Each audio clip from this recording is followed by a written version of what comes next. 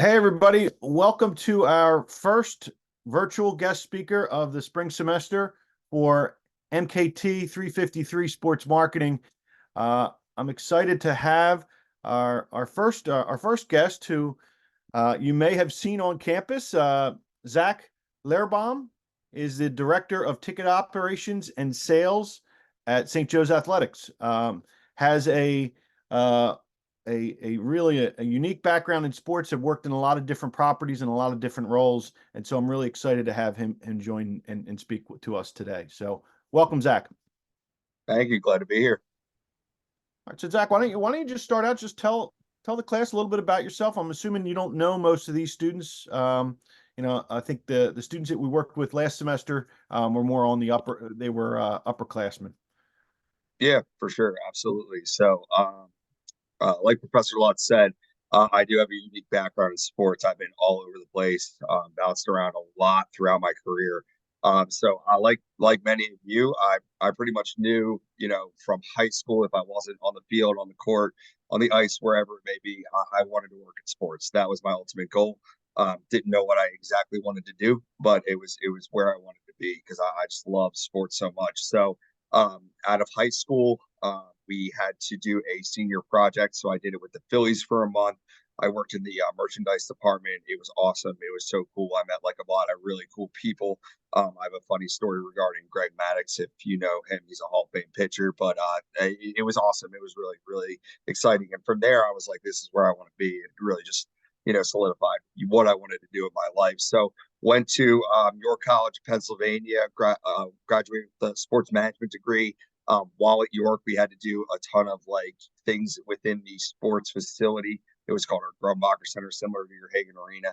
I worked games, I worked the desk, I did everything that I could pretty much to, get myself prepared for outside, out the like the working world. So worked there for a while. From York, we had to do a senior project, which lasted our like entire last semester of school. I worked for the Wilmington Blue Rocks in Delaware. It was a really, really cool experience. Minor league, I've never worked in minor league baseball before. I've only worked for the Phillies. So realistically, it was kind of an eye-opening experience to see professional sports to a minor league level. I worked for the Blue Rocks. I started out as an intern and kind of when they realized I was a little older, I was going to be graduating college. I got bumped up to the booth. So I actually was the sound guy for the Blue Rocks. So if somebody hit a foul ball and it went to the parking lot, I was the guy playing the sound of like glass breaking on a car or something like that. I had to go down and like find out what the players wanted for their walk up music. So that was kind of my job. It was all about timing. I got to learn about, what ads play where, what songs play when.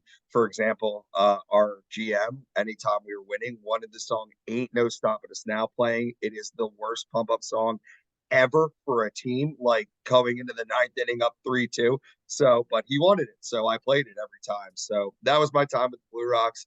From there, I jumped to my first sales role with the Philadelphia Soul. I kind of just wanted to break into sports and I wasn't really getting I didn't really know if I wanted to be a sound guy or merch or what I wanted to do. So with the Soul, the indoor football team who played at the Wells Fargo Center in Philadelphia, I kind of broke in there and it was a unique experience. Like realistically, with the Soul, I was reading off a script. It was my first selling experience. So it wasn't like totally like sold on it. I didn't really love calling new people and just talking to them. So I was on a 10-month contract. I did the 10 months. It was kind of like, all right, my ultimate goal was to go back to the Phillies. So in 2014, I did end up going back to the Phillies. And I worked there from 2014 to 2016, and I loved it. I love working for the Phillies. It was great. I went back to the merch department, so I worked with them and like for a while, but I did get to jump around to different departments as well. I worked with the marketing department, I worked with the player relations department, the community relations department, and I made a lot of contacts that I'm still connected with today. Like, I still, not gonna lie, still getting free tickets to go out to games. So I must have done something right there, which was nice. But I loved it there. The atmosphere was great. The team at the time was not good, but it was just a really cool experience to see the underbelly workings of Citizens Bank Park, of the Phillies, everything along those lines. From there, I kind of needed a more solidified full-time job with benefits and everything like that. While 2 years with the Phillies was cool, bills start piling up. So I went to Temple and I went back to selling for them. So I started selling everything from Temple. That was kind of the first time I got to sell full menu for something along the lines of season tickets, group tickets, different sports. We did basketball and football. So it was kind of the first time I really got off of the script and kind of really started to develop myself as a salesman in a unique job. Again, it was totally different from minor league sports, from professional sports. So going there, was a little bit of an eye-opening experience too. I ended up leaving Temple. Realistically, I was in a basement of a Leacore Center, which kind of dragged me down from day to day. So I didn't want to be there. I kind of wanted to get back into the pro sports field if I could. So I took a little bit of time off after Temple, and finally I landed a job that I truly enjoyed. I started working for the Philadelphia Flyers. Um, I started out as a regular inside sales rep, and not gonna lie, you guys, like a lot of the inside sales reps that come in nowadays are your age coming out of college. They're 21 years old, they're 22, just getting their start in their sports career. I was 28 years old. I was super old going into that job. I kind of just wanted to break in with the team that I cheered all my entire life. I'm born and raised in Philadelphia, so it was a dream come true to work for the Flyers. But like throughout my time there, so I started just working for the Flyers, selling everything, full menu, seasons, groups, game packs, anything that I could. And I kind of got a knack for group sales, and the group sales director really keyed into that, walked me around the arena one day and said, "Hey, we have an opening in our department. We'd love for you to come sell groups for the Wells Fargo Center." That included the Flyers, Villanova basketball, the Wings, Harlem Globetrotters, WWE, Disney on Ice. It was everything that pretty much came to the arena. We had a little bit of a toe in everything. So I went there and I started selling groups. And that's kind of where I really found my selling stride, and kind of really, honestly, what I fell in love with, because groups is different from a season ticket. A group is one night coming out to a game, having fun, drinking beers, having a good time at the game, really enjoying themselves. So I started really falling in love with, because I as a kid, like, I loved going out to games with my friends. That was my big thing. My big thing was going out to games. Going out and getting food at night with my friends. I was the one who would put that together. So I found a niche there and I really enjoyed it. The one unique thing that I started doing with group sales is putting together special ticket packages that had never been done in the NHL. My biggest night was Swimmers Night. It blew up. I got about 2,000 people out per whatever game we did per year. And it was cool. We made it bigger and better every year. We started with a simple giveaway with the ticket. We grew to having Olympians in the arena that would bring out gold medals. So for the people that came out to the games, it was a super cool experience that they were in the swimming world. Um, so I did that for 5 years. I grew from just an inside sales rep to an account executive to a senior account executive, and then an opportunity opened up to grow my career here at St. Joe's. So I hopped on it and I applied and got the job here as director. So being the director of ticket sales here was a totally new experience for me. I was going from somewhere where I was straight selling and that's it, nothing else, just selling, to now running a box office on game days, doing reports, training staff, putting together plans for how we were going to sell tickets throughout the year. So it was a topsy turvy start, really. Like, it was kind of learning how St. Joe's operated, looking into, okay, I see how you're doing things this year. What could be changed next year, sort of thing. So I'm kind of still learning on the fly. I've been here since August. But I've loved every second of it. We have a sales consultant here now that I've been training as well. He's been doing great. So yeah, that's kind of my background, kind of where I've been, what I've been doing. But I've been through the ringer when it comes to the sporting world. Yeah, I told you guys he's done almost every kind of sports property except maybe NBA, right? Or Yeah. or NFL. I mean, technically, we sold suites for the Sixers at the Wells Fargo Center. So I mean, I Okay. kind of touched the NBA a Yeah. little bit. Yeah. So I guess my biggest question is that when you work at, so like when you think about what's the biggest difference between when we're working in minor league sports like the Blue Rocks or the Soul compared to then working at the Flyers, which is, a big professional organization. Yeah, it's a great question. Honestly, it's organization. to be completely honest with you. A lot of these, like, a lot of like the minor league properties or anything like that kind of are on the fly, do it, fly by and see their pants, do that sort of thing. Where if like with the Phillies and the Flyers, it was very down, it was scheduled, it was down to like where here's what we're doing, here's when we're doing it, and everything like that. That would be my biggest thing. I think too that just atmospheres as well. I mean, not many people knew about the Wilmington Blue Rocks. They're a single A team in Wilmington, Delaware. We get a handful of crowd. Honestly, our biggest crowds would be for Cowboy Monkey Rodeo Night. That was when this guy brought sheep herding dogs and monkeys, and they would literally run around the field and herd these sheep. It was nuts. It was the craziest thing I've ever seen. But like those were our biggest crowds. Whereas, a Flyers game could get a sellout any day of the week because they're the Flyers. Or if the Phillies are playing well, they've got 40,000 screaming fans. And so I mean, those would probably be the two biggest differences with the jobs. I mean, honestly, for me too, personally, I grew up with the Phillies and Flyers. They were my team. So like going to those games, I had fiery passion watching the games. I loved it. So, watching a Blue Rocks game, I was like, all right, we won. That's great. But, I was never a huge Blue Rocks fan growing up. So I guess those would kind of be my three things that I got for you. Yeah.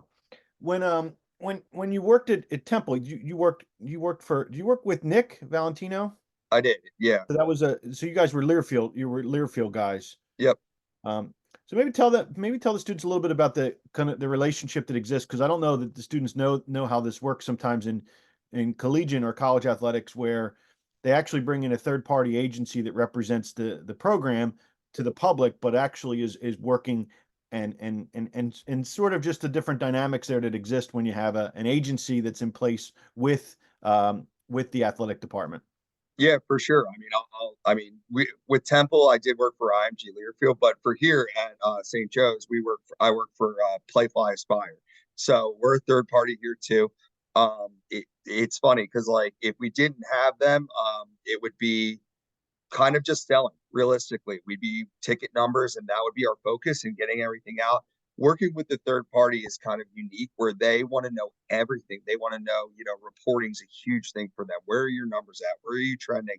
What's your, like, I'm trying to think of more example. What's your projections for next year? Oh, that's a lot of working with them. It's meetings. It's a lot of Aspire too. Is a lot of working with other schools around the country as well to see what they're doing. How could you improve it at your school? So if I was just working for St. Joe's, it wouldn't be that. It would be how could we sell tickets? That would pretty much be it. But with Playfly Aspire, like honestly, it's more along the lines of getting the most out of the product and working with other people and working with sales trainers and how could we improve the product further than it is, rather than just what are our ticket numbers, let's bump them up. So it's a lot of meetings. I've got two bosses. I meet with them all the time. I've got my meeting with my Play Flyers flyer boss today. Um, so yeah, it's a lot, but it's good to work with them. It's good to have them, because they have so much experience. Whereas St. Joe's might come in and be like, hey, let's just sell tickets. They have a ton of other ideas that can get the ball rolling and everything off the ground here. So yeah, like it's a lot, but it's good to have. Yeah, I always said there's challenges there whenever and I think you hit on it a little bit, like, who do you report to? You're there every day at the university, and to the public and everyone, you work for a university, but really you're working for a separate company that may Right. not be on premise. But the benefit there is you do have additional resources, you've got support, and you got a network, right? So like there's a network that if you do well, there's opportunities to advance in your career. Absolutely. The biggest thing I think is days off. Some days off St. Joe's will have, and I'll be like, all right, St. Joe's is off, but a Playfly doesn't have off, and I'm like, which one do I go with today? And I think it's kind of my Right. choice. So we'll run with that. Right.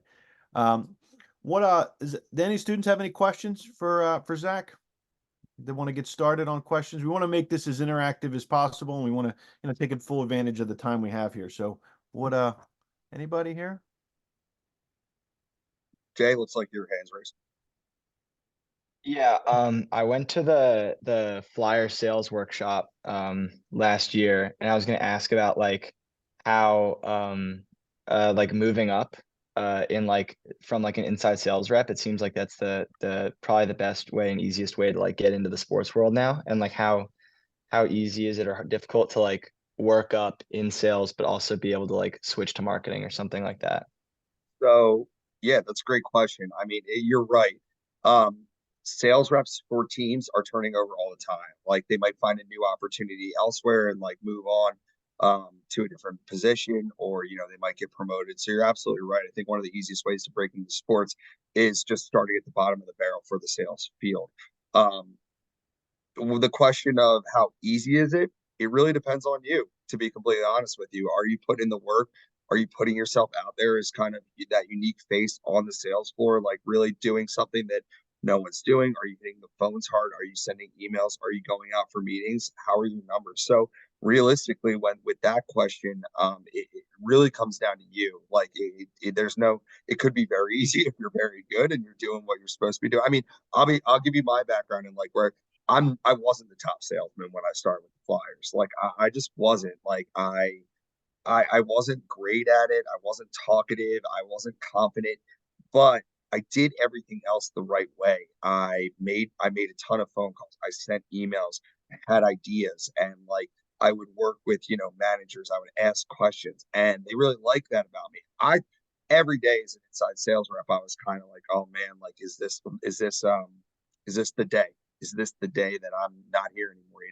But it's funny. I actually have a funny, real quick side story. I got called up to a suite one time, and I was like, oh man, it was game day. It was before the game day. I was like, oh man, this is it. My manager called me up to this suite. I was like, this is it. This is the last one. And I walk in, and they've got those like photo umbrellas everywhere. They were doing like a shoot for a magazine, and they just needed someone. And they were like, yeah, we're gonna need you to be in this magazine. And I was like, all right. And I saw myself on like a billboard like 3 days later, and I was like, whoa, that was crazy. I thought I was getting fired. So but no, like realistically, that question, it comes out to you. I'm sorry. Can you remind me of your second part of that question? Yeah, it was like also like when you get to move up in the industry, like if you start at like sales, is it how can you like can you maneuver to like other departments if like let's say you're not as good at sales? Right. Absolutely. Like that, the best part about working for as many organizations as I did is that I connected with so many other people. And if you really make a connection with like a certain people, you can absolutely like switch over to a different field. One of my really good friends was a service rep for the Flyers. He just started with charities. So now he works for Flyers charities. So it's absolutely something you can do. I recommend for you guys being so new to the sales industry, volunteer everywhere. Like seriously, volunteer everywhere, intern everywhere. Because realistically, I don't know how many of you know exactly what you want to do coming out of college, if it's in the sports industry or not in the sports industry. Like, just get experience with that. Because I thought I was 100% in on marketing out of college. I was like, I'm going to do marketing. That's what I'm going to do. I had no interest in sales. Absolutely not. But here I am. So, like, honestly, I would recommend just going everywhere. But so yeah, short answer to your question, it is you can definitely hop around and really definitely get to know everyone and move up to where you want to move up to. Yeah, Zach, I think that's great advice, and I always tell the students that do as much as you can, experience as much as you can while you're here in school, and you never know where one experience may lead to the next. Um, I would say, for me personally, from my perspective, and I tell this to my sales students, um, I don't. I think you have to have a genuine interest in sales. I think too many students, and I've worked with too many students in the past, even outside of St. Joe's, who say that I'm going to break into sports and I'm going to do it through sales because that's the only way I can get in. Hate sales, are not successful in selling, and then don't end up staying in sports for a very long time. And so I think you got to be very careful with it. I think, and that's why I think one of the things that we do, and Zach, maybe you could speak to that a little bit. Last semester we partnered with Zach and his staff so that you could actually go and work in the box office and get some sales experience while we were in sales, or while we were in semester. Yeah, for sure. Yeah, we had everyone. I guess it was the upperclassmen coming in and like really, um, they would come in and they would kind of we had like projects for them to do while they were in here. A lot of it was prospecting. It was kind of helping us out on our end and like, where we could really get ties. One of our big things here is when you guys are on winter break, we have a school day, which is like an 11 o'clock game for the women's basketball team. So we try and get as many schools out as possible. So that was a big focus for the kids coming in here. But like on top of what we had in here for us, me and my sales consultant doing, what we had like, you guys doing when you came in, you get to learn realistically when we're on the phones or in meetings or, if we're talking to each other or if I'm having a one-on-one with Thomas, they got the experience to kind of learn all of that and see really what goes on during a day. If somebody walks up to the box office, how we have to turn on a sales charm, like, or, like, to be completely honest with you too, like sports is meant to be fun. We try to have fun in this office as well. If you're working in sports and not having fun, like you got to get out. Like to be completely real with you, you're in sports. Like it's got to be fun. Like you can't look at any which way. So I loved having. I hired three of Professor Lutz's students from that class. Now they work game days with me here in the box office. I have one intern who's coming in later. She wanted to learn more about just sales in general. So we're diving deeper into sales. So yeah, I loved it. It was a really good experience for them. It was great for me to interact with like, guys and girls your age. So I think it was definitely beneficial. And I think that it opened their eyes for sure kind of to the world of sales. Yeah, I'm hopeful. I'm hopeful that we'll be able to work with Zach and his staff next fall again and kind of improve the program. And we kind of just started it, and I think this was our first class, and we kind of learned what worked. And my hope is so that any of you who are looking at taking the sales course in the fall, you may be doing some work with athletics, and so just think about that when we start to look at scheduling your fall semester next year for some of you. So okay, what other questions do you have for Zach? Yeah, go ahead, Noah. So you worked in two mid-major schools in the athletic department. Do you see like more alumni than you expect, or like just about what you expect, or a little less when it comes to selling these tickets?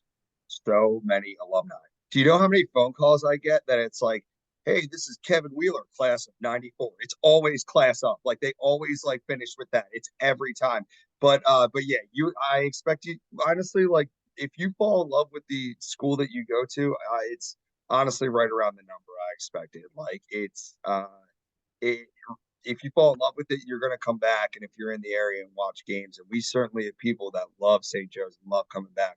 So, I mean, it's a ton of alumni. It's exactly what I thought coming back here.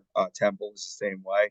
I don't know if I can't remember if we got as many class ups when we got phone calls, but we certainly get a lot of those. But yeah, it's a ton of alumni, but it's exactly the number that I thought it was going to be. Yeah, that's funny you mentioned that, Zach. I did notice. I have noticed that around St. Joe's and the culture here. I didn't go to a school like that. I mean, I went to Drexel, even though it's a city school. Sports were really secondary at Drexel, where I think at St. Joe's it's a big deal. And I do think you're right. I think the people you talk to really take a lot of pride in. Yeah, it's interesting you said that because I didn't think about it, but you're right. That's how you introduce yourself. Yeah, every phone call is a class up. You guys got to learn that. Like every phone call you make to the St. Joe's ticket office, like 20 years down the road from now, it's got to be, your name and that class up. That's how it goes. So, Right. What else? What else you guys got? Yeah, Ryan, gotcha. What is the most thing that you enjoy about sales?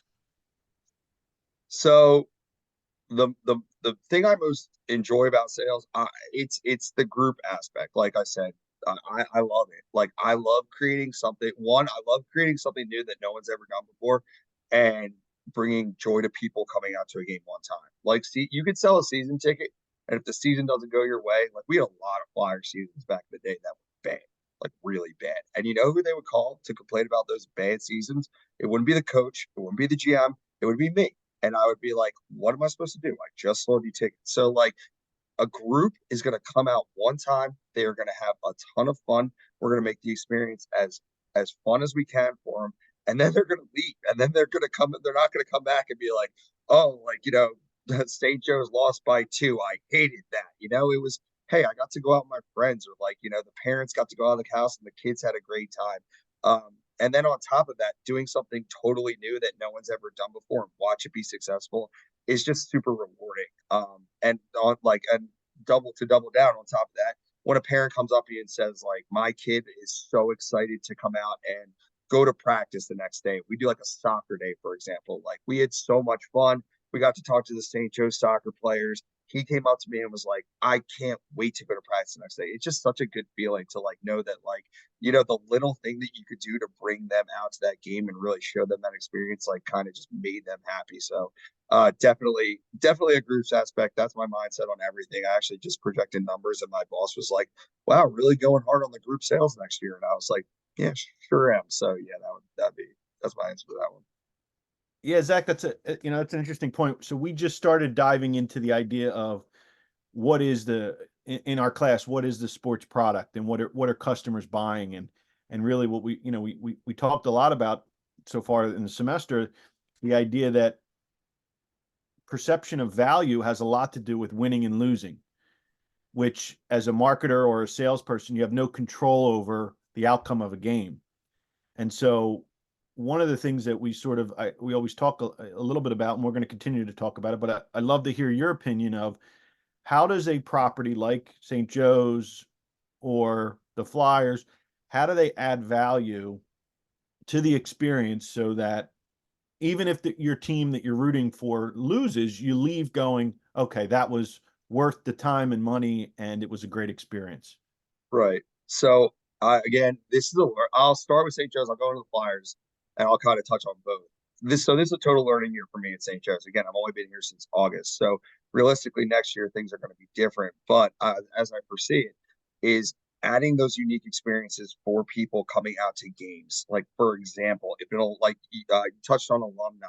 Alumni coming out to the game is one thing, but alumni getting a photo on the court with the Hawk after the game is a huge thing for people who went here. They love the Hawk. You guys love the Hawk. Like, it's huge. Like, they love it. If a basketball team comes out, yeah, they're gonna come out and watch basketball. But realistically, like, if they took free throws at halftime or were they able to like play a quick game, that's a cool experience for them. They played on a college court where potential NBA players could be on, I think that a lot of what we're going to do next year revolves around group experiences when it comes to that. Like, if the team is hurting, that's going to be your main focus. Like, you're going to have your season ticket holders. You're going to have your Kevin Gallagher class of 94 coming back and really, like, buying their season tickets and everything like that. They're never going to go away.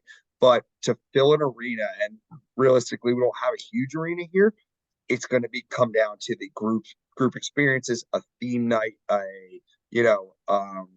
unique, like, special ticket package, something like that really draws them to come out to not only the game, but what else is going on for them at the game. For the Flyers, I had a motto, and I hope you don't kill me for this, Professor Lutz, but it was people love free shit. People love free shit. They truly, truly do. So if realistically we could tack something onto a ticket, they were going to come out regardless if, like, the Flyers were playing or if a Pee Wee team was playing. So if I could tack like a T-shirt onto a ticket, I could get people to come out to a game. A prime example, I'll give you Grateful Dead night. Who's a fan of the Grateful Dead? Just by show of hands. Grateful Dead, anyone? Yeah, Professor Lutz. Like, no one else. It's fine. Like, that totally. I'm not a fan of the Grateful Dead, but there are so many Grateful Dead fans out there that literally came out to a Flyers game, bought a ticket, and grabbed a T-shirt and then left. Like, that's how we sold tickets. It was when the team wasn't good. It was what could we tie to it that was super unique that you couldn't go out to a Dick's Sporting Goods or any store and buy. Like, if you're a Sixers fan, how could we collab a Sixers Flyers logo on a T-shirt? How could we create if you're I don't know, Game of Thrones Star Wars person, how could we create Claude Giroux in a bobblehead form of like a Star Wars person to get people to come out to these games? It was really kind of opening up the envelope of, teams not playing well, but guess what? You're going to get this with your ticket. And then as well too. We had our group experiences. We had Mites on Ice where Pee Wee teams would come out and play, at halftime. We would have we would have post game photos on the ice, so you'd be able to go out the ice. We did stuff with Gritty, so it was kind of anything that we could take advantage of in the sense of a unique experience when you came down to the Wells Fargo Center. Really kind of drove the ticket price up because it was a hot commodity. Did you want your group of 200 taking a picture with Gritty, which no one else in the arena really gets to do? So yeah, honestly, when teams aren't playing well, it is a tough sale. If teams playing well, that's great. It's totally in your favor. Your job is easy. You're picking up the phone and making a sale. But when teams are not good, the job gets tough. You got to get creative, and you really got to, push out new things that really aren't in the arena already. Yeah. It's interesting. Do you think a lot of the creativity that you brought to like the Flyers, for example, stemmed from your experience in minor league baseball? Because, I often think that a lot of the theme nights or promotions that are developed now that you see like a Grateful Dead night or a bobblehead night or Star Wars night, a lot of them are in minor league baseball almost as an incubator to prove the concept. And then it kind of pushes into then the major leagues or in the bigger professional leagues. Right. For me personally, no. But there was like I wasn't keyed in on it at the time. To be complete, I was Right. still in my mindset for minor league baseball that I was going to go into like marketing or something like that. But you're right. Like I mentioned, Cowboy Country Rodeo, that'll stick with me forever. Like I'll never forget that. Like it's a crazy thing that they did on that field. Like you shoot running around the field. But realistically, where the ideas and the creativity kind of dawned on me was with my second time around with the Phillies, working in the merch department, because I would see when people would walk into gates and stuff, like how much they would get joy out of the most dumb stuff. Like grown adults would get angry that they wouldn't get like a coloring book when they walked into the arena, like or a lunchbox, like and I would see that and be like, okay, like people want this stuff regardless of what it is. And like I kind of tied that to my Flyers experience where I was like, all right, if we can get like a swim cap or a scrub top or anything like that that ties onto a ticket, these people are going to go bananas for this stuff. So like that's kind of where it stemmed from. Realistically, like looking at everything we got in for merch and free giveaways and everything like that. And then honestly, on top of that, I perused every team's theme night giveaway and I would just, if I saw an idea I liked, I would either just totally steal it because that's kind of what the industry is, or I would see it and be like, how can we make this better? So yeah, that's kind of what drove my creativity. Did you have to produce a product, like a physical product, as part of the group promotion? Sometimes, yeah. I mean, that was a lot of my special ticket packages. A lot of them came with something because I knew that if they got that something, like every swimmer got a cap every time they came out. One year we did a towel, but like a swim cap was typically the big thing. They did get a new cap every year. Was it like a Flyers branded cap? Is that what it was? Yep. Like first year, I think we did the Flyers logo. Second year, we put Gritty on it. That was huge. And I think the last year I did it, we put like Gritty's eyes on it. So when you put the cap on, it was like Gritty's eyes on the side. But yeah, it was just, again, something that I wanted something you couldn't buy in a store. So like when they did stuff, like it was like, oh, we're going to give out a mug with the Flyers logo on it. I was like, you can get that anywhere. I was like, why are we doing this? So I wanted to do unique stuff that no one could really get anywhere except for coming to our games. Right. And then I guess at some point you have to calculate the hard cost on that, right? Yep. So we kind of took into consideration what the we would buy in bulk. We'd buy a bulk order, like let's say we did 500 swim caps, and then we'd do the markup of what it was, and then we would just mark up the ticket. So if it was a $35 ticket for the game we were pinpointing for our swimmers night, we charged groups $40 to come out, and it would be a $40 ticket to come out. Right. Okay. Yeah. Good. That's interesting. What other questions do you have for Zach? Yeah, what you got, Connor? So obviously, like one of the hardest parts about working in sports is getting into sports. What sort of advice, like general advice, would you have for that? And then moving up within sports. Yeah, so like I said before, the first thing that I definitely have is volunteer everywhere. I'm gonna be real. I didn't do it enough. I was, I wanted to have fun in college. I wanted to, have a good time. And I really realistically like didn't do as much as I could. And it really hurt me. Like I know I listed a whole list of things that I'd done, but it really took me a while to actually break into where I want to be. So first and foremost, volunteer everywhere. Like even if it's like a day, take that day and do it. You get the experience, you get to meet people. It's huge. And it's a resume builder too, as well. So like that's my number one thing. Internships are huge too. They're very competitive, obviously, but still, if you can get as many as you can get, definitely do that as well. Anything that can build that resume up to show that you have experience. So that would be for breaking into the industry. Those are my two biggest pieces of advice, 100%. When it comes to moving up, I would say two pieces of advice there too. One, work hard, like just work hard. Enjoy what you do too. A lot of people come into work, and I saw it when I was, 5 years in the Wells Fargo Center. I would see people that would come in miserable and would go nowhere. I would see people that were doing worse than that person coming in miserable, but were happy, active, talkative, and they would want those people around. So like definitely come in with a good attitude, be organized, and just like work hard. Like that's the main thing, show that you show that you want to be there. Make from a sales perspective, make calls, send emails, set dates where people can come out to the arena and see the seats that you want them to sit in, anything along those lines. And people will recognize that. They really do. So, and then once you break into an industry, like I was saying earlier, just make those connections with everyone. You don't know where you're going to go. Like even if you start in sales and you think you want to do sales, but you make a really good connection with the community relations person, like you can go there. Like, so, yeah, that's for moving up. That would be my advice for sure.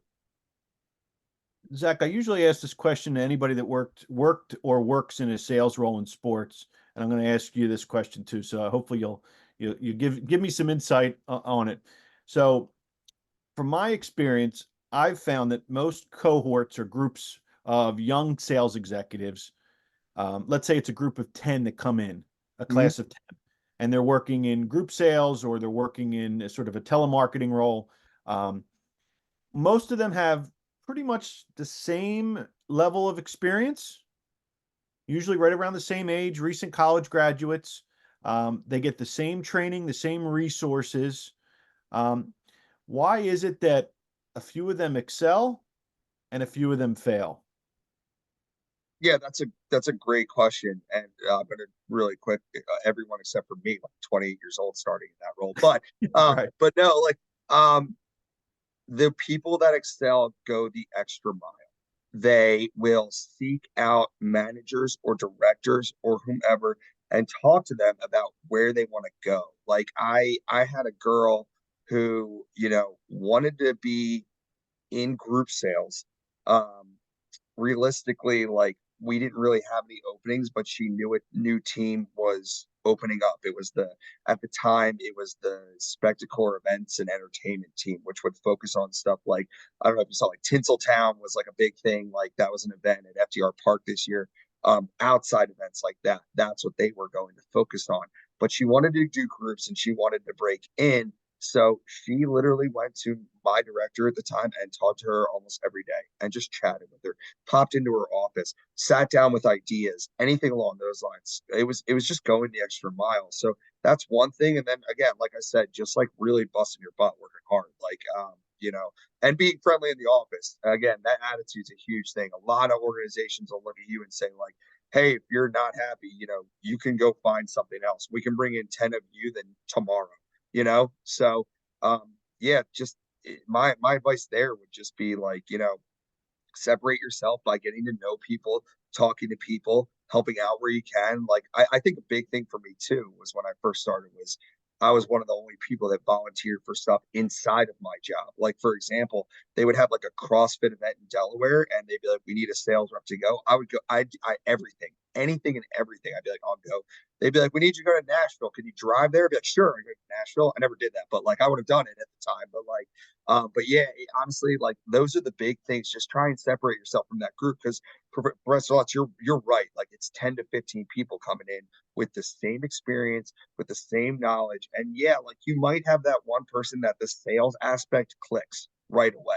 and you're like, okay, that person's really good at selling, but you can excel in so many other areas of the job that like selling really, they'll overlook that. They really will for somebody who's a really good person in the industry.